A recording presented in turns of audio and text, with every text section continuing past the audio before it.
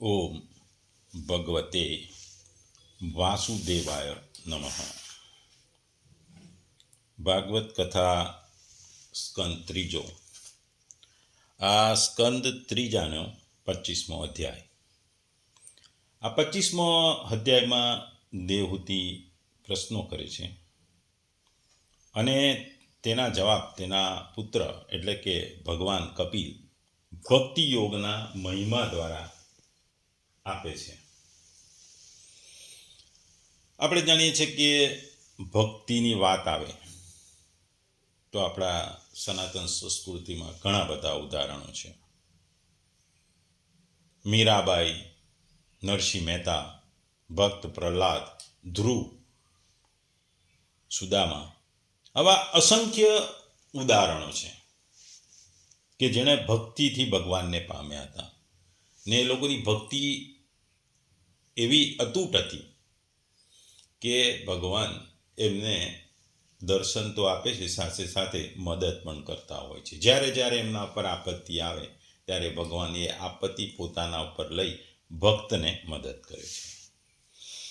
ભક્તિ એ સનાતન સંસ્કૃતિની એક આગવી ઓળખ છે. ભક્તિ અને મોક્ષ આ બે હિન્દુ ધર્મ, સનાતન ધર્મનું મુખ્ય ધ્યેય છે.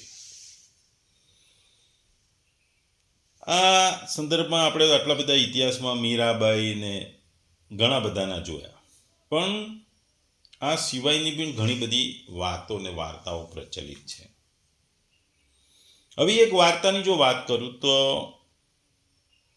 એક ખેડૂત હતો, રામ નામનો ખેડૂત હતો. એ ખેતરમાં ખેતી કરે, જાત જાતના શાકભાજીઓને વાવે અને એ ખેતરની બહાર એ શાકભાજીઓને વેચી અને પોતાનું ગુજરાન ચલાવતો હતો. એક દિવસ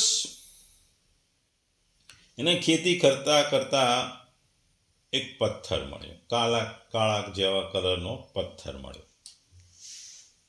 એ પથ્થરને ખેડૂતે લઈ લીધું અને એણે પોતાના કબાટમાં રાખ્યો. એ પોતાના ખેતરમાં થતી શાકભાજીઓનું જ્યારે એ વેચાણ કરતો હતો ત્યારે એને તોલવા માટે એક તરાજુ રાખ્યું હતું. એણે આ પથ્થરને પોતાના તરાજવાથી તોલ્યો. જોયું તો પથ્થરનું વજન 1 કિલોના જેટલું છે. એટલે એ કોઈ પણને શાકભાજી 1 કિલો જોતી હોય તો 1 કિલોના બાટની જગ્યાએ એ પથ્થર રાખીને શાકભાજી હતો. થોડો સમય ગયો ત્યારે એને એક વિચિત્ર વસ્તુનો ભાસ થયો. એ જ્યારે પથ્થરને રાખી 1 કિલો તોલતો તો તોલાઈ જતું હતું. કોઈ વ્યક્તિ આવીને કે મારે 2 કિલો શાકભાજી જોઈએ છે, એ જ પથ્થર રાખીને કહેતો હતો કે 2 કિલો તોલીને આપો, તો પથ્થર થોડો મોટો થઈ જતો અને 2 કિલો જેટલું વજનની શાકભાજી તોલી આપતો હતો. એને તો આશ્ચર્ય થતું, પણ જે વ્યક્તિઓ એની પાસે શાકભાજી લેવા આવતા એ પણ આશ્ચર્ય પામતા. આ વાત ધીરે ધીરે ગામમાં પ્રસરી. ગામમાં જુદી જુદી જગ્યાએ આ વાતની વાતો થવા લાગી કે ભાઈ આ ખેડૂત જે વજન કાંટો વાપરે છે એ ખૂબ જ ચમત્કારિક છે. એ 1 કિલો કહે તો કિલોનો થઈ જાય, 2 કિલો કહે તો 2 કિલોનો વજન થઈ જાય છે. આ ખેડૂત જ્યારે પણ ખેતી કરતો ત્યારે હંમેશા ભગવાનનું નામ લેતો. એ ખેતી કરતા કરતા પણ એ ભગવાનનું નામ લેતો. ખેતરમાં એ હળ ચલાવે ત્યારે ભગવાનનું નામ લેતો.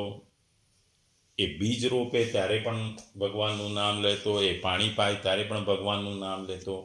એ જ્યારે ઉગેલા શાકભાજીને કાપે ત્યારે પણ ભગવાનનું નામ લેતો. અને જ્યારે વેચવા બેસે ત્યારે પણ વેપારી તરીકે જ્યારે ગ્રાહક જોડે વાત કરે તો ભગવાનના નામની વાત કરતા કરતા એ પોતાની શાકભાજી વેચતો.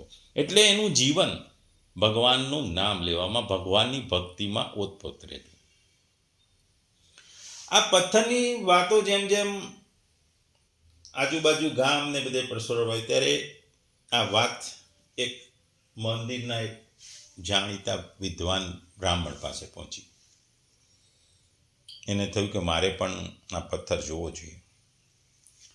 એ શાકભાજી લેવાના બહાને એ ખેડૂત પાસે ગયો. એણે જોયું કે આ પથ્થર તો ખરેખર ચમત્કારી છે. એણે 2 કિલો અનાજ માંગ્યું તો પથ્થર 2 કિલો જેટલું શાકભાજી આપી. આ પથ્થરની અલૌકિકતા જોઈને એણે ખેડૂતને કીધું કે ખેડૂત, તું ભગવાનનું તો નામ દે છે ને, તારે આ પથ્થર શું કામનું?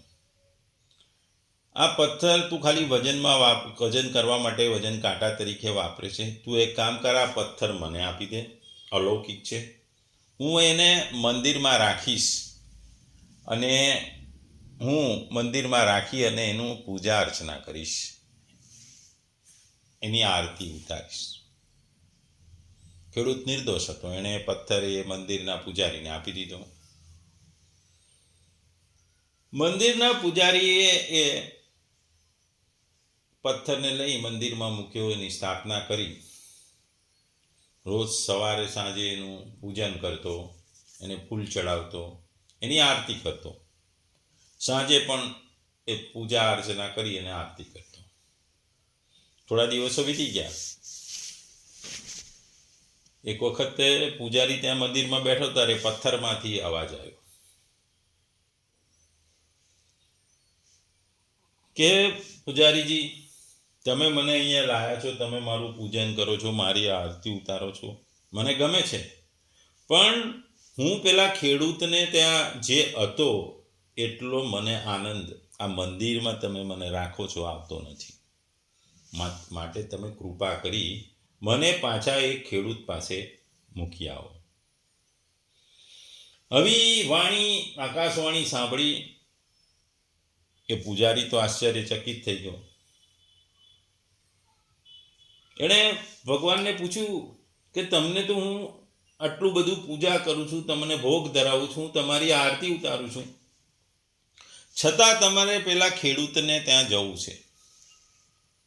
એનું મુખ્ય કારણ શું છે? ત્યારે ભગવાન બોલ્યા, તમે મને ભોગ ધરાવો, મારી પૂજા અર્ચના કરો, મારી આરતી કરો છો, પણ દિવસમાં 2 વખત, 3 વખત કે 4 વખત. જ્યારે પેલો ખેડૂત આખો દિવસ મારા નામનું રટણ કરે છે, મને એ બહુ ગમે છે, મને પ્રિય થઈ ગયું છે. એ સવારે ઉઠે કે રાત્રે સૂઈ જાય ત્યાં સુધી જુદી જુદી પ્રવૃત્તિઓ કરે, દરેક વખતે મારું નામ લે છે, મારા નામનું રટણ કરે છે. એટલે મને એ વહાલો લાગે છે, મને એના પ્રત્યે પ્રેમ થઈ ગયો છે. એટલે તમને કહું છું કે મને એ ખેડૂતની પાસે લઈ જાઓ, કારણ કે એ મને હંમેશા યાદ કરે છે.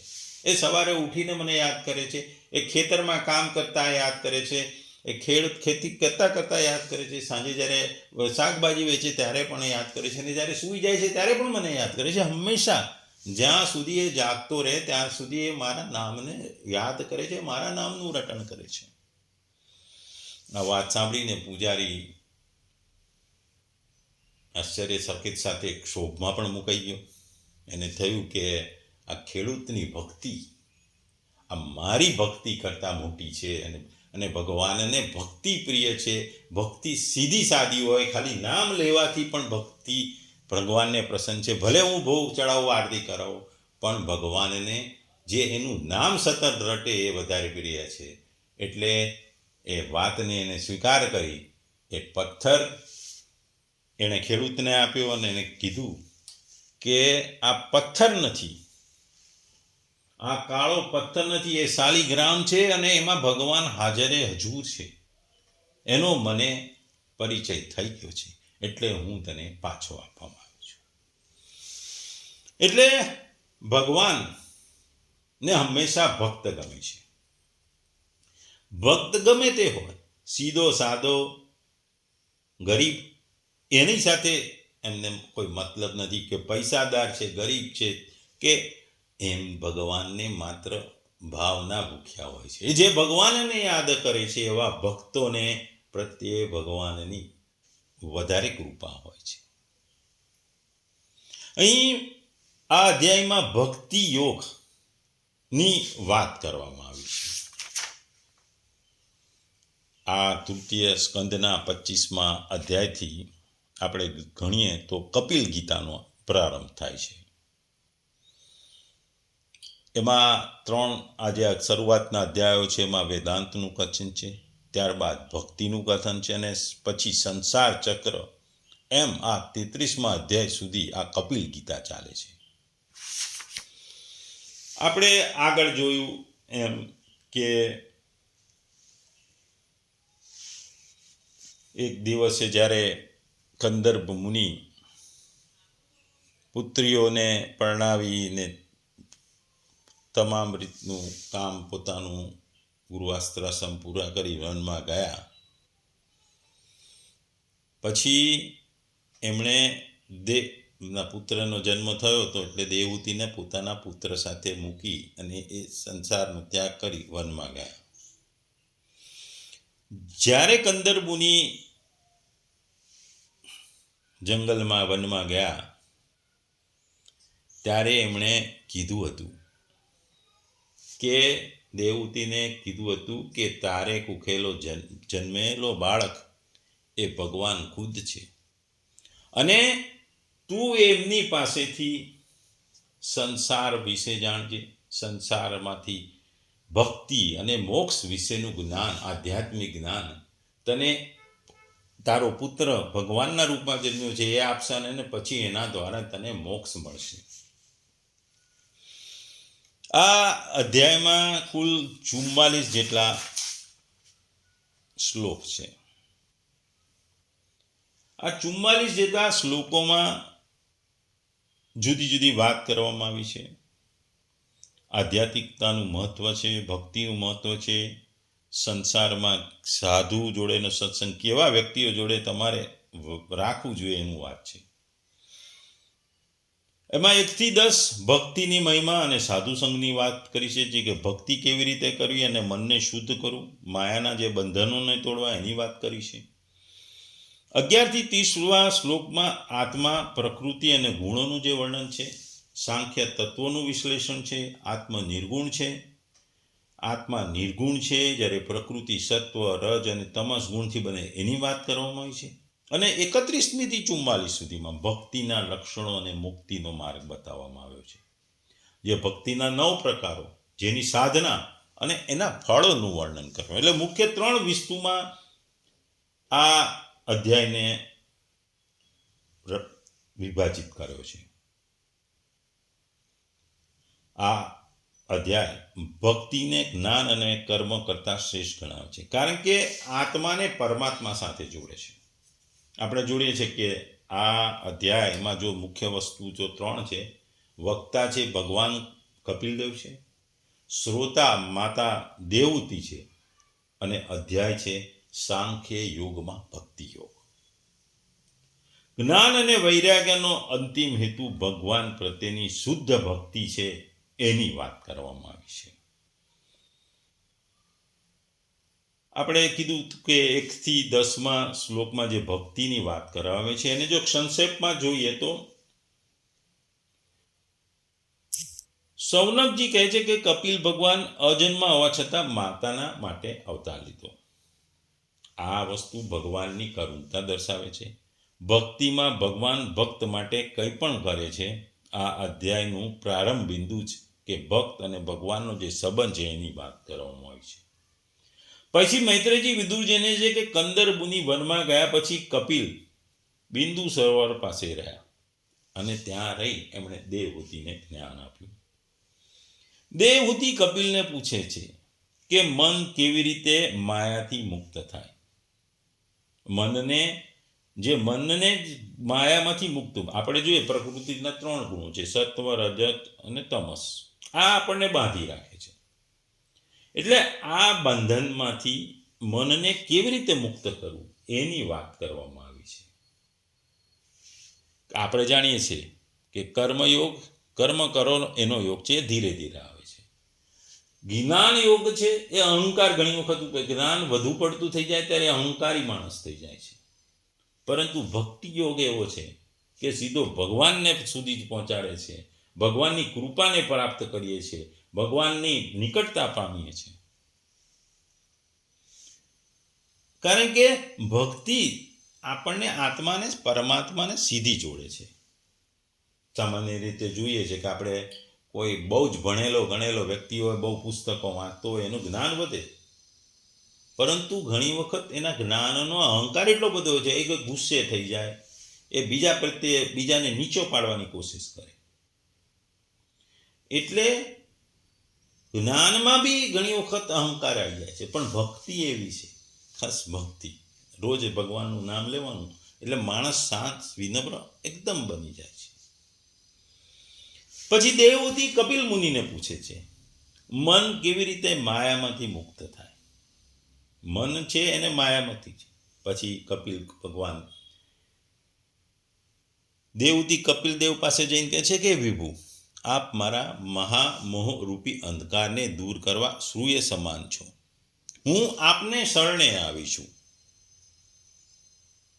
પુત્ર પણ જ્યારે માતા પણ પુત્રને જો જ્યારે પુત્ર જે સાક્ષાત નારાયણ હોય ત્યારે શરણાગતિ માગે છે. શરણાગતિ બહુ મહત્વની વસ્તુ છે. આજે તમે જ્ઞાન મેળવાઓ તો ગુરુ જોડે તમે શરણાગત થાઓ તો ગુરુનું જ્ઞાન આપણને સરસ મળે. એમ અહીં જ્ઞાન જ લેવાનું છે, ભક્તિનું, મોક્ષનું જ્ઞાન. એટલે પહેલામાં પહેલી વસ્તુ છે શરણાગતિ. માતા હોવા છતાં પુત્ર પાસે શરણાગતિ માગે છે.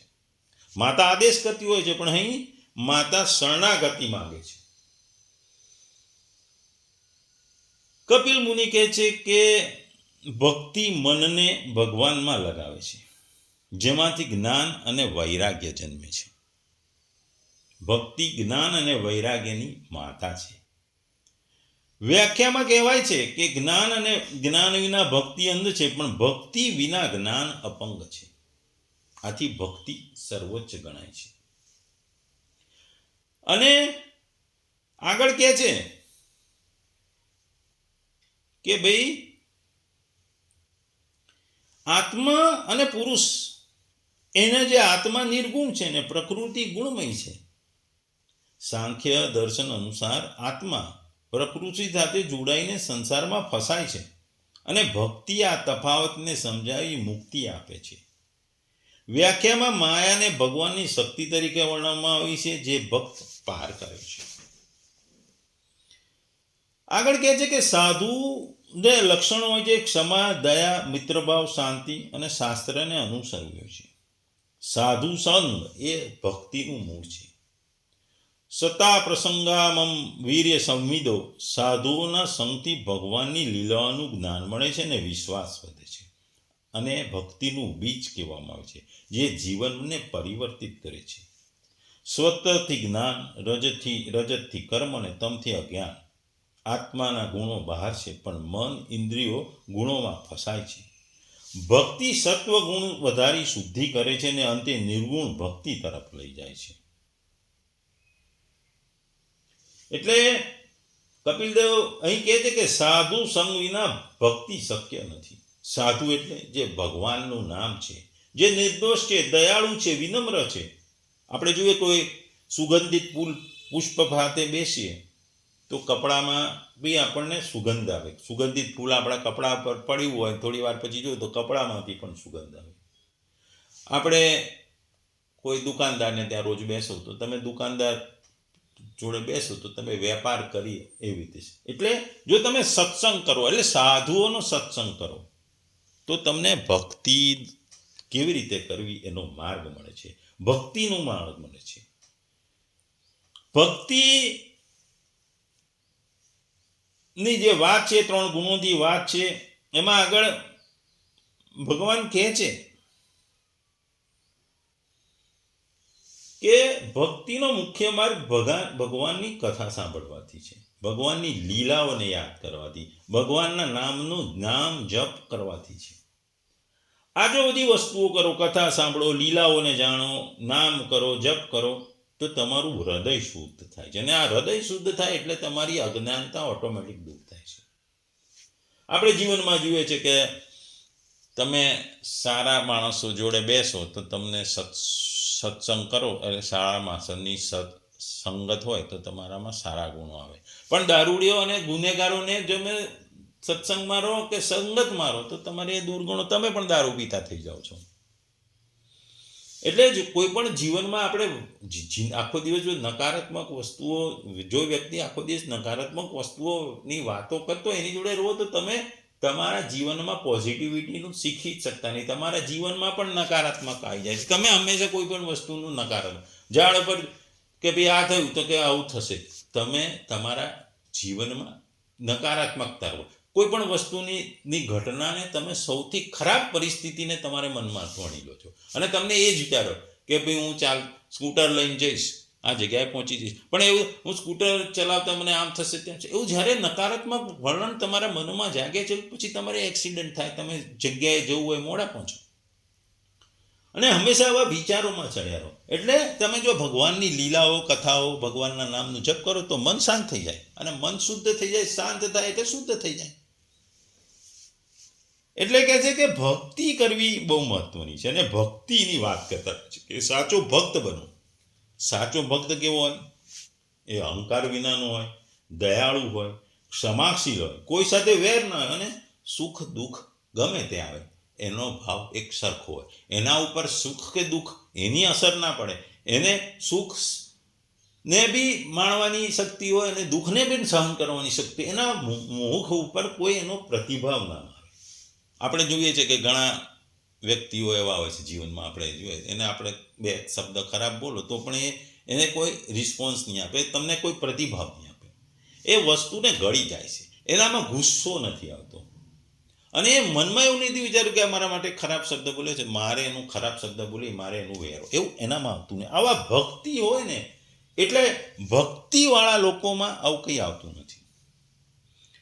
પછી જે આગળ વાત કરતા અહીં કે જે ભક્તિના લક્ષણો શું છે, કે ભગવાનમાં અનુરાગ, અહંકારનો ત્યાગ અને શાંતિ.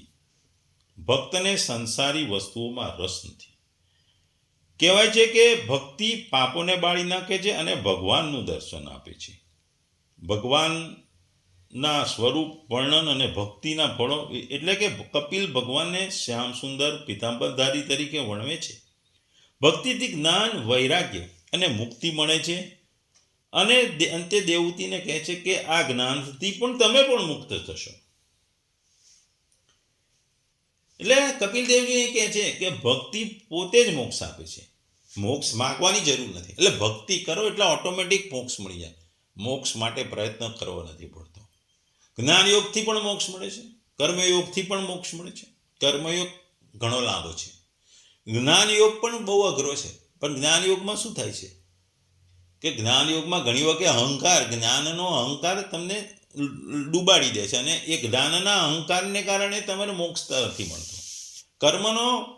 કર્મયોગ બહુ જ લાંબો છે, અઘરો પણ છે. કર્મ કરતા રહેવું પડે, અને તમારી એ કર્મયોગમાં તમારી જે મનોસ્થિતિ છે એનું પરીક્ષણ થાય છે. ઘણી વખત બહુ જ કર્મ કરવા પડે, પણ ભક્તિમાં એવું નથી. ભક્તિમાં ભક્તિ કરતા રહો, ભગવાનના નામનું જાપ કરો, ભગવાનને યાદ કરો, એટલે ભક્તિ જ મોક્ષ આપી દે. ભક્તિ કરી પછી ભગવાન પાસેથી મોક્ષ માગવાની જરૂર નથી. ભક્તિ જે મોક્ષ તરફ લઈ જાય, એટલે કે મોક્ષ માગવાની જરૂર નથી પડતી. એટલે જો અહીંયા વસ્તુમાં જોઈએ તો આપણે અંધકાર હોય દિવસનો, સૂરજ ઉગે ઓટોમેટિક અંધકાર મળી જાય, સૂર્યને ઉગાડવો પડતો નહીં, સૂર્ય ઉગે છે. એવી રીતે ભક્તિ કરો એટલે મોક્ષ મળે છે. અંધકાર દૂર કરવા સૂર્ય ઉગે ઉગે ઉગે એમ મોક્ષ મેળવવા માટે ભક્તિ કરો તો આપ મેળે. ભક્તિથી ભક્તિ આવે એટલે મોક્ષ આવી જાય. એટલે દેવહૂતિ વિશે કપિલદેવ કહેતા જાય છે કે ભાઈ માતા ઘરમાં રહીને પણ ભક્તિ થાય. ભક્તિ કરવા માટે તમારે ઘરમાં બહાર સંસારનો ત્યાગ કરો, જંગલમાં જવું પડે એવું નથી. તમે સંસારમાં રહીને પણ ભક્તિ કરી શકો છો. ઘરમાં રહીને છે, સંસાર છોડવાની કંઈ જરૂર નથી. આ વસ્તુ ખાસ કરીને આપણે સનાતન ધર્મની સ્ત્રીઓ માટે છે, કારણ કે એ ઘર સંસારનું મુખ્ય બિંદુ એ છે. ઘર ચલાવે છે, બાળકોને ઉછેરે છે, મોટા કરે છે, પણ એ લોકો સાથે સાથે પણ ભગવાનનું નામ દેતા હોય છે, ભગવાનના મંદિરે પણ જતા હોય છે. એ મહાન સાધના છે. કર્મ એટલે સ્ત્રીઓ જ્યારે કરે છે એ કર્મ કરતા કરતા ભક્તિ કરે છે, એ મહાન સાધના છે એમની. એટલે અહીં કપિલ મુનિ એ જ કહે છે કે સંસારનો ત્યાગ કરવાની જરૂર નથી. ઘરે બેઠા બેઠા પણ તમે ભગવાનનું નામ સ્મરણ કરો એટલે ઓટોમેટિક તમારી સાધના ચાલુ થાય. કારણ કે ભક્તિ એ સર્વોચ્ચ છે. ભક્તિ માટે સાધુ સંગ અનિવાર્ય છે અને નિષ્કામ ભક્તિથી ભગવાન પ્રસન્ન થાય છે. અને આ ભગવાન પ્રસન્ન થાય એટલે ભક્તિથી મોક્ષ મળી જાય, મોક્ષ સ્વયં આવી જાય. એટલે માતાની જે મોક્ષ માટેની ઈચ્છા કપિલ ભગવાને જોઈ કે માતા જે આધ્યાત્મિક યોગ મેં જે પૂર્વ ઋષિઓને કહ્યો હતો, જે નારદજીને બધાને કહ્યો હતો, એ હું તમને કહીશ. એમણે કીધું કે જીવને બંધન અને મોક્ષ કરનારું ચિત્ત છે. આ ચિત્ત જો વિષયોમાં આસક્ત બને તો એ બંધનકારક હોય છે અને જો પરમાત્મામાં આસક્ત બની જાય તો મોક્ષદાયી બની જાય છે. મનુષ્યનું આંતરિક શ્રેયનું સાધન આધ્યાત્મિક યોગ છે. આપણે જોઈએ છે કે મનુષ્ય યોગનું આચરણ કરે તો ખરા, શરીરને સુષ્ટ બનાવવા આસનને પ્રાણાયામ કરે છે, તેને આદિ ભૌતિક યોગ કહેવાય. તેની આગળ વધી કંઈક દિવ્યતા પ્રાપ્ત કરવા માટે કરે તો તેને કહેવાય આદિ દૈવિક. અને ત્રીજો પ્રકાર છે આધ્યાત્મિક. કાયાને મુખ્ય માનનારા કાયામાં પડ્યા રહેશે, સિદ્ધિઓ મેળવનાર જનારને દર્શન દૂર રહેશે, પણ આધ્યાત્મિકના ઉતરનારને ભૌતિક દૈવિક બે પ્રકારે મળી જાય છે. એટલે સાદો આસન પ્રાણાયામ તો એ આધિભૌતિક છે, એમાં કંઈક દિવ્યતા એડ કરો તો આધિદૈવિક છે, અને એનાથી ઉપર જાવ ત્યારે આધ્યાત્મિક છે. આ આધ્યાત્મિક જો તમે પ્રાપ્ત કરો તો ઓટોમેટિક તમને આધિદૈવિક અને આધિભૌતિક બંને મળી જાય. પરંતુ આધ્યાત્મિક માર્ગનો યાત્રી ભૌતિક અને દૈવિક સિદ્ધિઓમાં અટકશે નહીં અને તેને વટાવીને આધ્યાત્મિક પ્રસાદ મેળવવા આગળ જશે. એટલે યોગ માર્ગ અહીં કપિલ ભગવાન એ જ કહે છે કે સત્પુરુષો જે ભક્તિને દ્રઢ કરે છે અને ભગવાનનો આશ્રય લે છે એને કોઈ દુઃખ દેતું નથી. એને રજ તમસ એ કોઈ એની અસર થતી નથી. અને સાથે સાથે ભગવાન કહે છે કે તમે મારી જે લીલાઓ છે એના ચિંતન કરવાથી પણ મારા પ્રત્યે ભક્તિ ઉત્પન્ન થાય છે. આમ મારા નામનું રટણ જપ, મારી લીલાઓ સાંભળો એટલે ઓટોમેટિક તમારે સુખ પ્રત્યે વૈરાગ્ય ઉત્પન્ન થઈ જાય છે. અને આ આગળ વધતા વૈરાગ્ય થતાની સાથે યોગાભ્યાસ દ્વારા તમે સર્વોચ્ચ ભક્તિ પ્રાપ્ત કરો છો. આ બધી વાત સાંભળીને દેવહૂતિ કહે છે કે હે ભગવાન, મને આવો યોગ કેમ કરીને સમજાવશો? હું તો સ્ત્રી છું, તેથી ભક્તિ જ વડે જ આપને ભજી શકું. યોગનું તત્વજ્ઞાન અઘરું છે તો હું સુખેથી ને સરળતાથી સમજી શકું એવી રીતે મને કહો.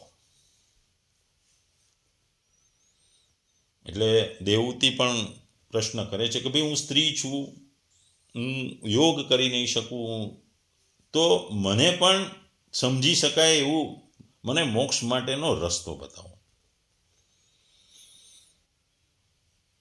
કપિલ મુનિ કહે છે કે માતા, શ્રી હરિને વિશે જ સ્વાભાવિકપણે ઇન્દ્રિયો વર્તે તેને ભક્તિ કહેવાય, અને ભક્તિને મુક્તિના કરતાં પણ ઉત્તમ ગણી છે.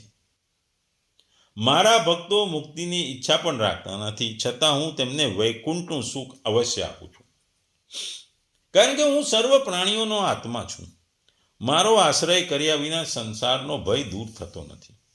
મારા ભયથી પવન વાય છે, સૂર્ય તપે છે, વરસાદ વરસે છે, અગ્નિ બળે છે અને મૃત્યુ બધે ફરે છે. એટલે માતા, હું તમને મોક્ષ આપનારું જ્ઞાન કહું છું તે સાંભળો. તેથી હૃદયની જે અહંકાર રૂપી ગાંઠો તૂટી જશે.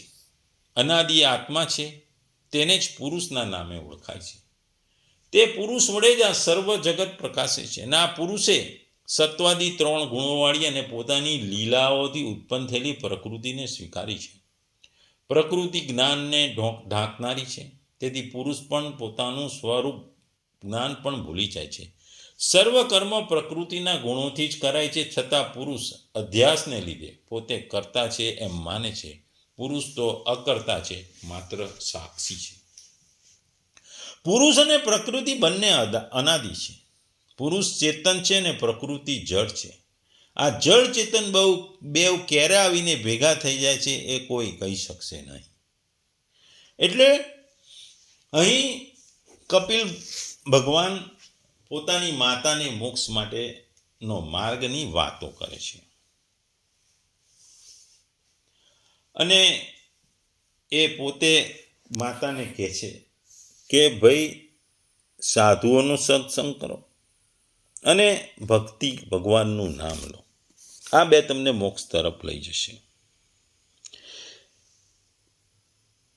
ભગવાન કપિલ જ્યારે માતાને જે મોક્ષના માર્ગની સાંખ્ય યોગની વાત કરે છે અને પછી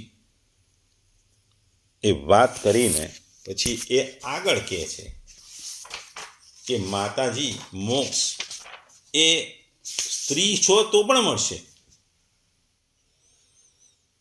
કારણ કે મોક્ષ માટે પુરુષ હોવું જરૂરી નથી, સ્ત્રીને પણ મોક્ષ મળે છે.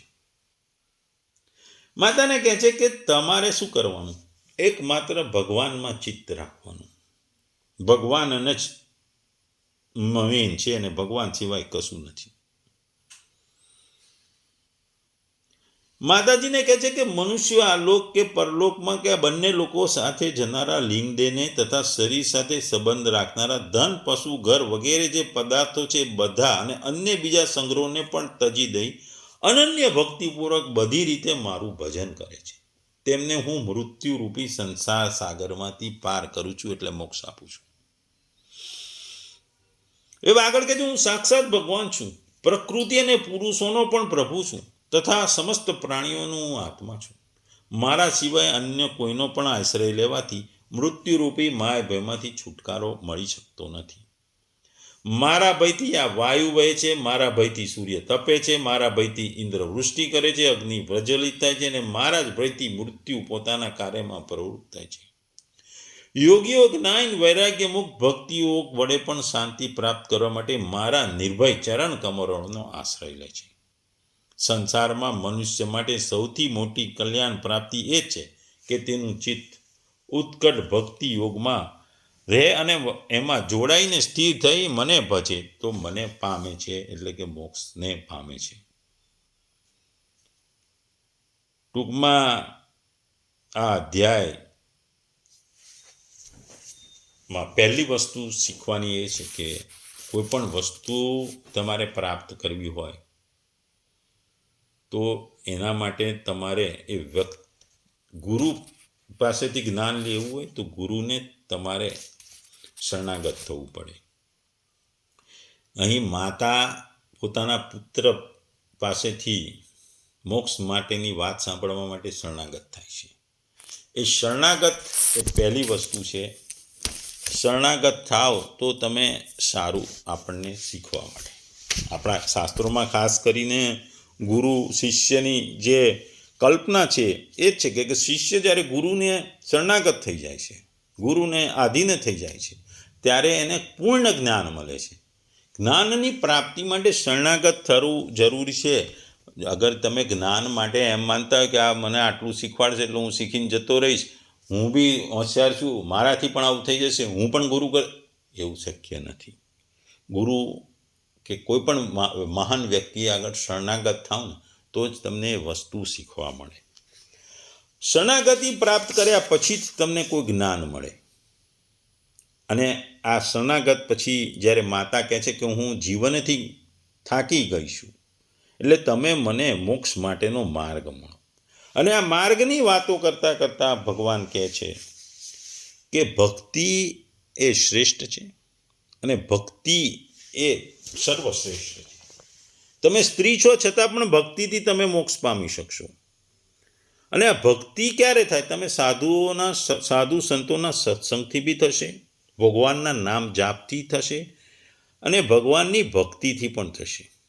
એટલે ભક્તિ ખૂબ સરળ છે કારણ કે ભક્તિ કરશો એટલે કે ભગવાનનું નામ સાંભળવું એટલે શ્રવણ કરવું, ભગવાનનું કીર્તન એટલે ગાવું, ભગવાનને યાદ કરવું, સ્મરણ કરવું અને સેવાભાવ.